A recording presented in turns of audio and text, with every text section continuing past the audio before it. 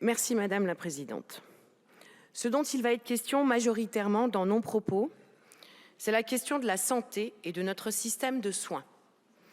Un pays moderne se doit d'en garantir l'accès. Qu'en est-il? Sans mauvais jeu de mots, j'ose dire que le compte n'y est pas.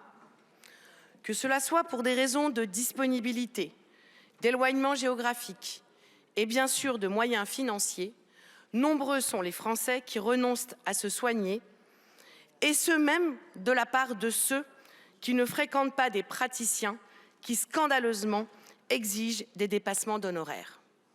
Aujourd'hui, c'est un Français sur 4 qui n'a pas accès à un médecin traitant. 28% parmi les 20% les plus démunis parmi nous renoncent à se soigner, les dents et les lunettes en tête. 20% parmi les ouvriers. Vous savez, ceux-là aussi que vous voulez faire marner jusqu'à 64 ans. 12 millions des patientes en France n'ont pas accès à un gynécologue. Leur nombre, entre 2007 et 2017, ces fameux praticiens de gynécologie médicale, a baissé de 40%. Moins de prévention, moins de maladies graves détectées à temps. C'est une question, pour elles, de vie ou de mort. La situation dans le pays de déni de la part du gouvernement est telle que c'est l'UFC Que Choisir qui aujourd'hui assume de mener une enquête citoyenne sur la fracture sanitaire. Nos hôpitaux publics s'effondrent, trop peu de personnel, menacé d'épuisement moral et physique, méprisé après avoir été tant applaudi. Un rapport du Sénat qui date de 2022 pointe que le fonctionnement de l'hôpital repose sur leur bonne volonté. Une morale de dévouement, disent-ils, voire de sacrifice, qui induit un détournement des obligations légales et réglementaires en matière de travail.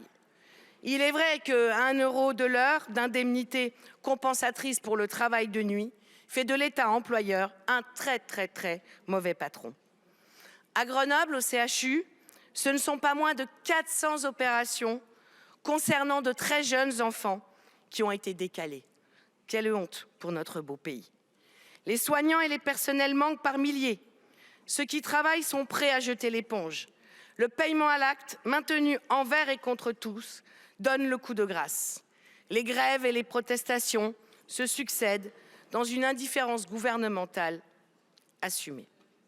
Je veux aussi, au nom du groupe de la France Insoumise-NUP, dénoncer le hold-up par la Caisse d'amortissement de la dette sociale qui a privé en 2022 de 19 milliards d'euros les comptes de la sécurité sociale. Cela représente bien plus que les économies attendues par cette contre-réforme antidémocratique des retraites, où le budget, tout simplement, ce qui ne serait que la marque d'une certaine modernité, le budget donc pour financer le zéro reste à charge pour toutes les dépenses de santé.